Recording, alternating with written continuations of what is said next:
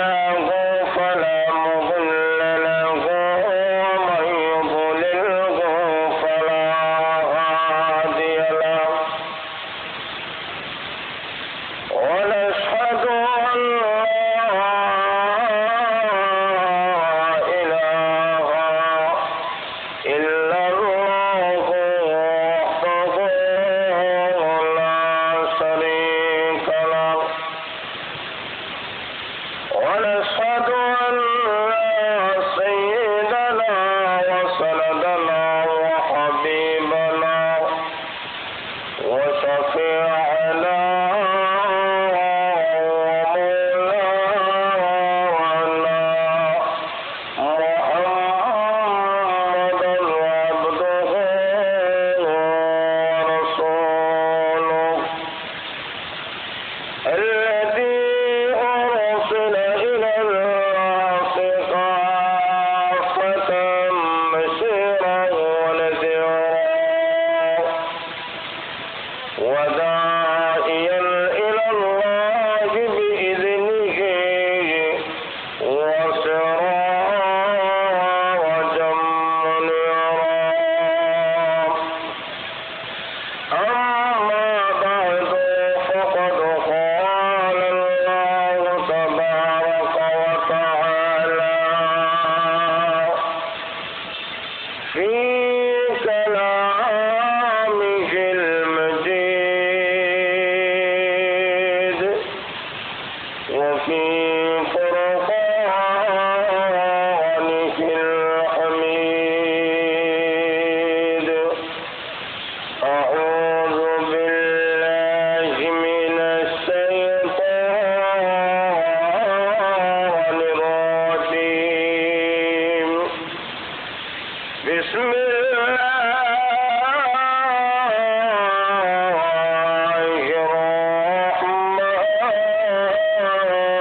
الرحيم الرحمن علم القرآن خلق الإنسان علمه البيان بارك الله لنا ولكم في القرآن العظيم ونفعنا وإياكم بالآيات والذكر الحكيم সবাই মহব্বতের সাথে দুরূদ শরীফ পড়ুন সাল্লাল্লাহু আলা সাইয়্যিদিনা ওয়া মাওলানা মুহাম্মদ ওয়া আলা আলিহি ওয়া আসহাবিহি ওয়া সাল্লাম বালাগাল আলা বিকামালিহি কাশাফাদ দুজা بجماله حصلت جميع خصاله صلوا عليه وآله لا إله إلا الله ذكر لا إله إلا الله لا إله إلا الله لا إله إلا الله محمد رسول الله صلى الله عليه وسلم ঐতিহ্যবাহী জামিয়া ইসলামিয়া কুষ্টিয়া মাদ্রাসার উদ্যোগে আয়োজিত আজকের এই বার্ষিক মহাসম্মেলনের শ্রদ্ধাভাজন সম্মানিত সভাপতি সাহেব, উপস্থিত ওলামায়ে কেরাম, মুরব্বিয়ানে কেরাম, যুব সমাজ ভাইয়েরা, পর্দার অন্তরালের অবস্থানগত আমার সম্মানিত মা ও বোনেরা, মহান আল্লাহ রাব্বুল আলামিনের কাছে লক্ষ কোটি শুকরিয়া জ্ঞাপন করি যে আল্লাহ আপনাদেরকে আমাদেরকে পবিত্র এশার নামাজ জামাতের সাথে আদায় করে আজকের এই মোবারক মহাসম্মেলনে আসা এবং বসার যে সুযোগ দান করেছেন, এজন্যই আমরা সবাই পরিমত শুকর আদায় করে সবাই বলে আলহামদুলিল্লাহ। এতগুলা মানুষ কিন্তু আমাদের মনে হইতেছে আপনারা বেশি খুশি হন নাই, আপনারা খুশি না বেজার? আর তো যারা বলেন খুশি না বেজার? দিচ্ছি। যদি খুশি হয়ে থাকেন তাহলে আপনাদের কাছে আবার একটা ছোট্ট অনুরোধ, একটু খালি জায়গা পূরণ করে একটু সামনের দিকে বাড়েন। খালি জায়গা যদি তাকে শূন্যস্থান তাকে কে বসে? এত জোরে বলেন, কে বসে? শয়তান। তাদের শয়তান যদি বসতে না পারে, এই কারণে একটু কাছাকাছি একটু সামনের দিকে একটু মহব্বতের সাথে সামনের দিকে বাড়েন। আমি দীর্ঘ আলোচনা করবো না, অতি স্বল্প সময় কিছু আলোচনা করবো। হুজুর আসার আগ পর্যন্ত কিছু আলোচনা পেশ করবো, কারণ আমিও বড় ক্লান্ত। আমি মুসাফির অবস্থা আপনাদের সামনে উপস্থিত হয়েছি। বলতে পারেন সিলেট থেকে আইসিতে মুসাফির হয় কিভাবে। আমি এই 2 দিন, প্রথম দিন শুক্রবার ছিল নরসিংদী মাহফিল, গতকালকে ছিল ময়মনসিং মাহফিল, আজকে আপনাদের এখানে উপস্থিত হয়েছি শুধুমাত্র মুফতি হুজুর সহ সমস্ত আসাদে গ্রামের দোয়া এবং বরকত হাসিল করার জন্য। বিশেষ করে আমার উস্তাদ অত্র মাদ্রাসার সুনামধন্য শিক্ষা সচিব হযরত মাওলানা সৈয়দুর রহমান সাহেব আহমদ ফারুকুল আলিমিয়ার দোয়া এবং বরকত হাসিল করার জন্য উপস্থিত হয়েছি। কাজেই অল্প কিছু সময় আপনাদেরকে নিয়ে আলোচনা করার চেষ্টা করব। আল্লাহ যেন আমাকে ইখলাসের সাথে বলার, আপনাদেরকে যেন আমলে নিয়ত শোনার তৌফিক দান করে। সবাই বলেন আমিন। ভাইয়েরা আসুন, অতি স্বল্প সময় বলতে চাই, সারা বিশ্বের মধ্যে 2 ধরনের শিক্ষা ব্যবস্থা চালু আছে। এক ধরনের শিক্ষা ব্যবস্থার নাম জাগতিক শিক্ষা, আরেক ধরনের শিক্ষা ব্যবস্থার নাম ধর্মীয় শিক্ষা বা কুরআন শিক্ষা।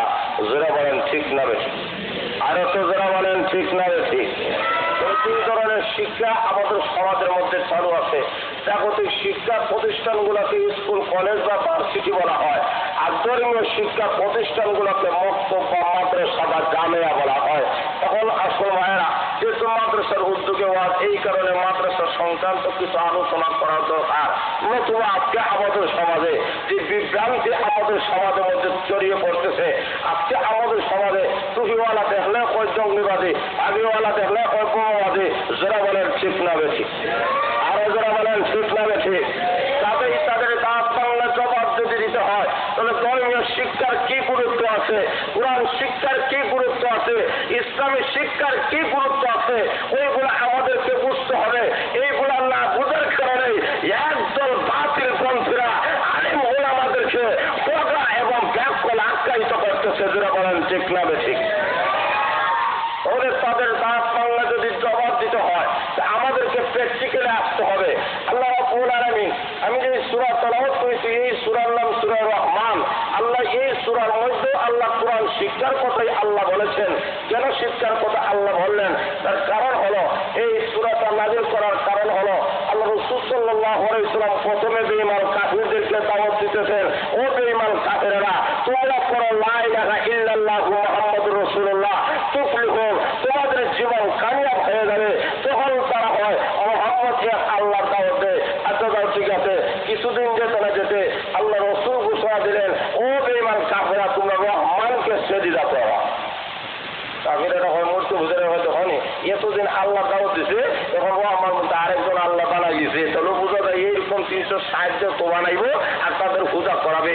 আল্লাহ রাব্বুল আলামিন তাদের প্রশ্নের জবাব দিয়ে একদিকে বেঈমান কাফিরদের দাঁত ভাঙা জবাব দিলেন, অন্যদিকে আল্লাহ রাব্বুল আলামিন সূরা রহমান নাযিল করে আল্লাহ সূরার শুরু থেকে নিয়ে শেষ পর্যন্ত আল্লাহ রহমানের পরিচয় তুলে ধরলেন। যেটা বলেন সুবহানাল্লাহ। আল্লাহ রাব্বুল আলামিন বলেন, আর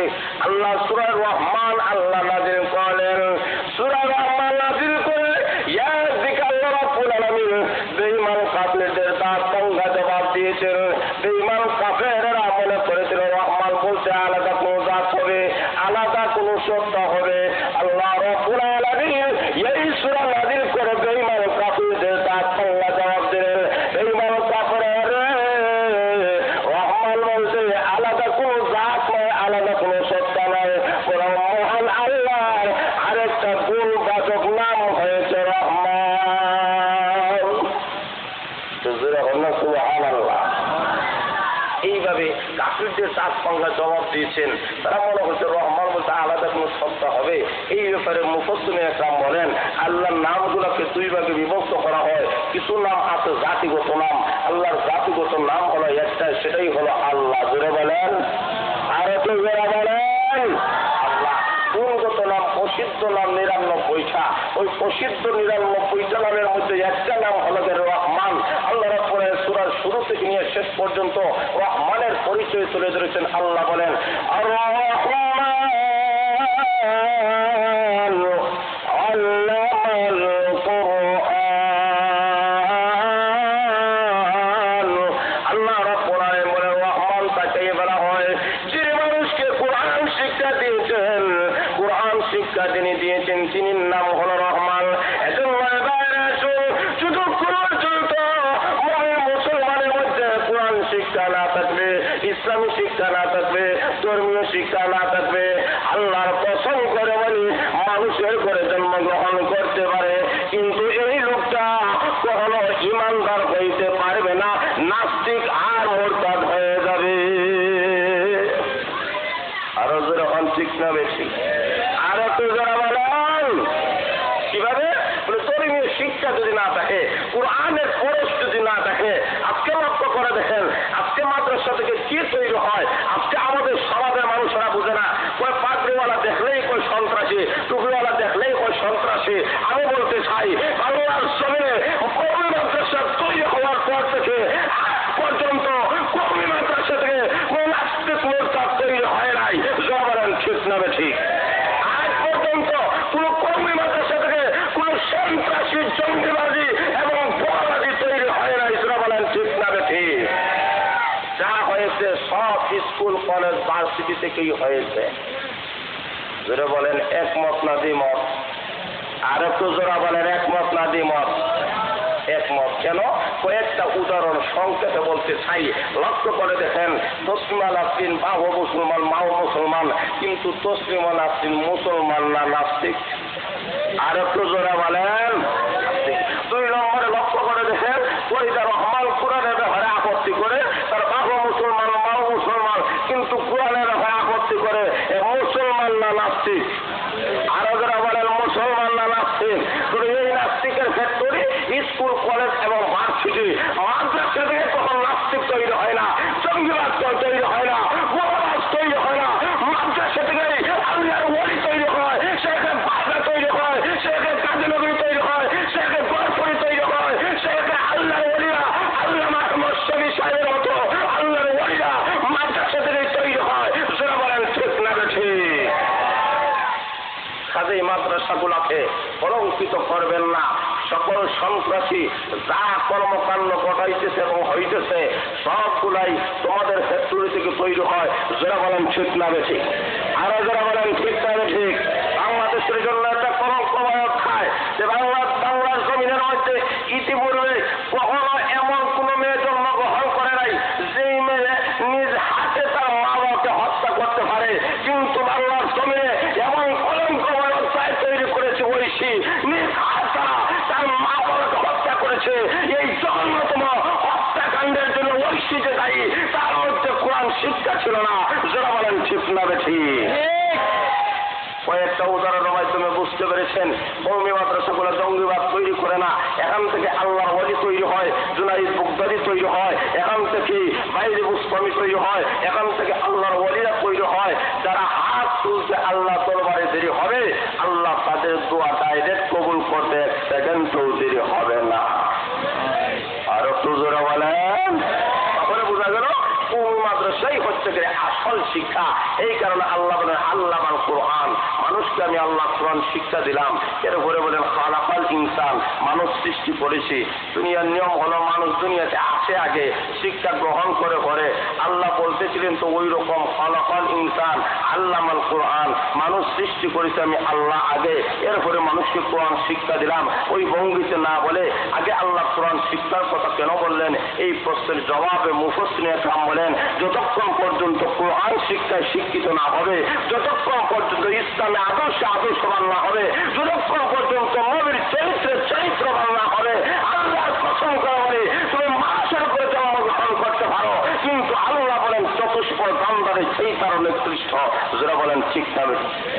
আরো যারা বলেন যে আল্লাহ বলেছেন উলাইকা কাল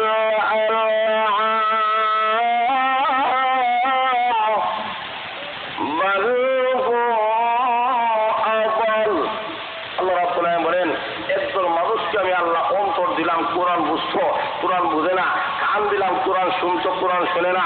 আমি আল্লাহ তাদেরকে, আল্লাহ রাব্বুল আলামিন বলেন তাদেরকে আমি আল্লাহ দৃষ্টি শক্তি দিলাম, কোরআন দেখে না।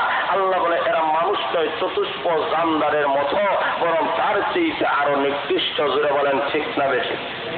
আরো যারা বলেন ঠিক না বেশি? এজন্য এবার আসুন, আসল শিক্ষা হল কোরআন শিক্ষা। আপনার ছেলেমেয়েরা যদি কোরআন শিক্ষা গ্রহণ না করে, এই ছেলেমেয়েরা কখনো আল্লাহর সন্ধান পাবে না, রসুলের মহব্বত তাদের অন্তরে ঢুকবে না।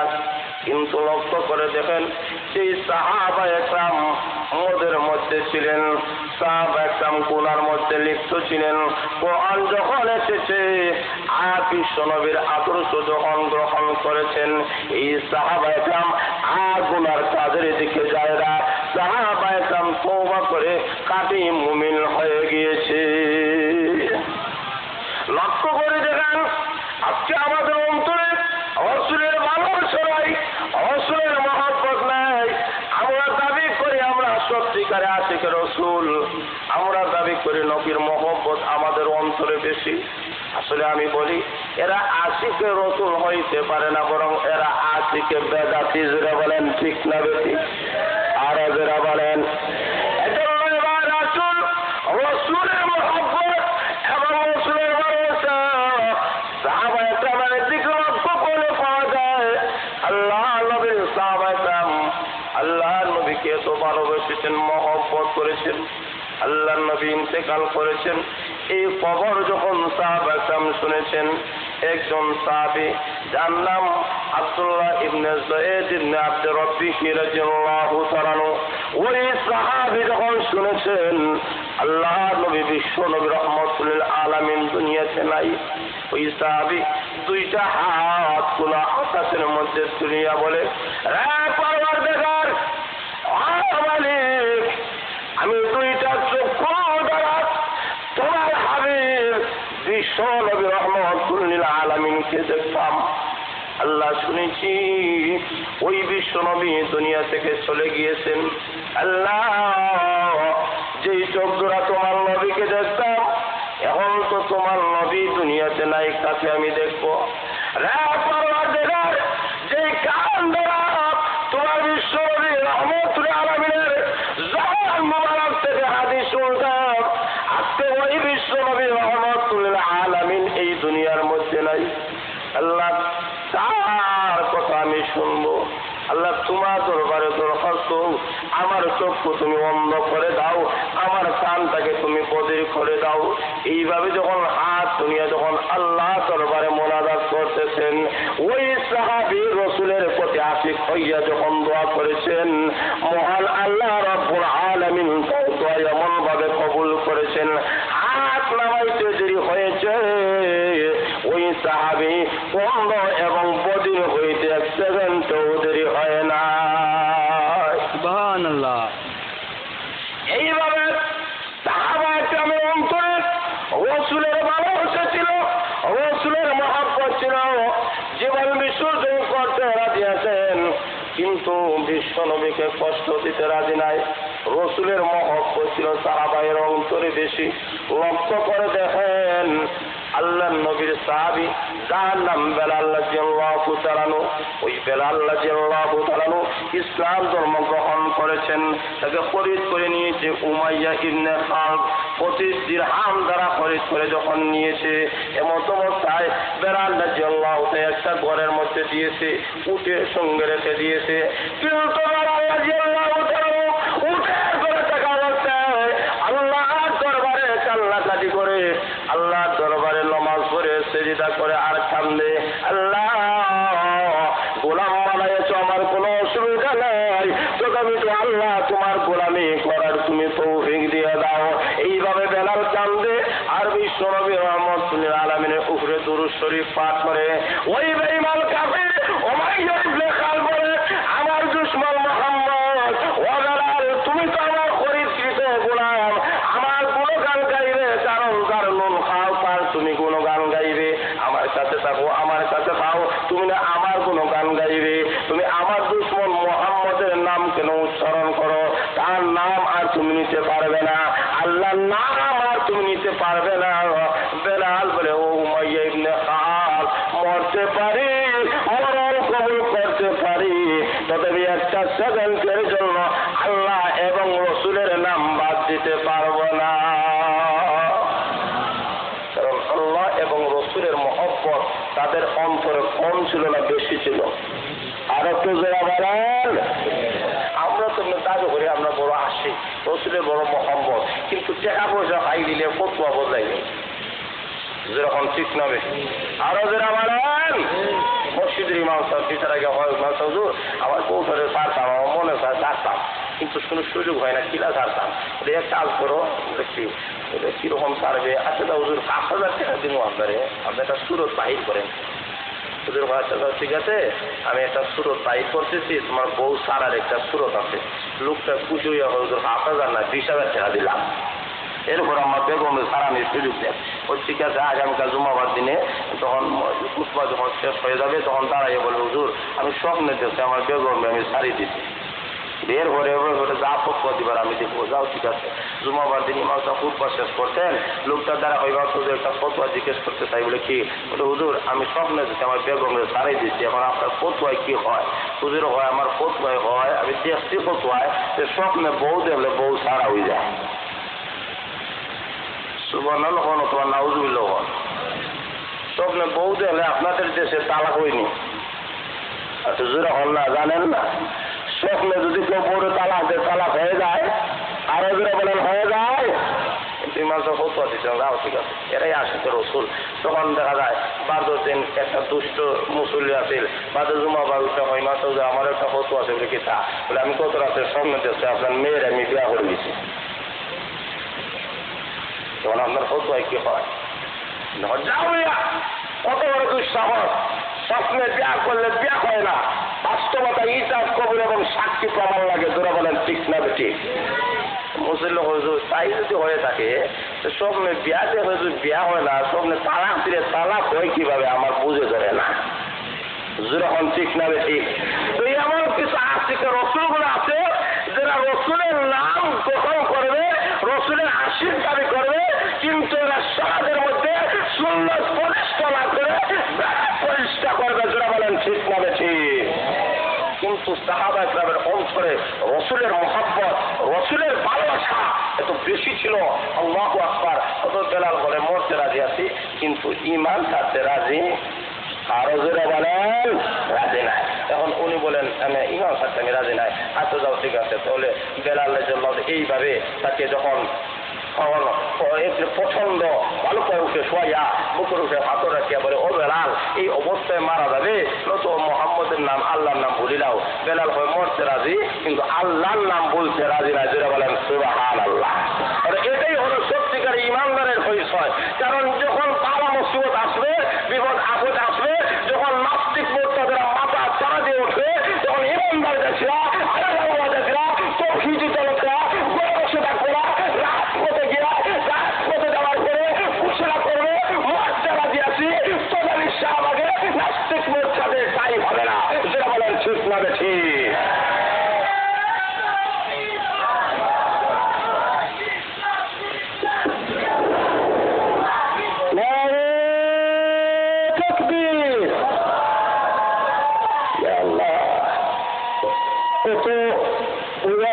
আওয়াজটা করেন না।